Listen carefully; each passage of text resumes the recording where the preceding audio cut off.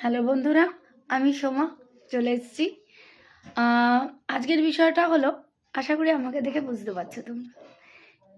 আজকে মা চলে গেলেন তার বাড়িতে, তার অনেক সন্তানদের কাছে। একটু বলবো না, অনেকটা খারাপ লাগছে, কিন্তু কি করব, মা তো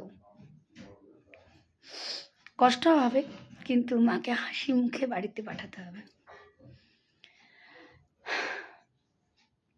আবার নতুন করে আবার আসছে বছর, যাতে এর থেকে আরো ভালোভাবে তোমাদের সকলকে নিয়ে এই পুজোটা করতে পারি, তার জন্য প্রস্তুতি আমরা আবার কাল থেকেই শুরু করে দেব।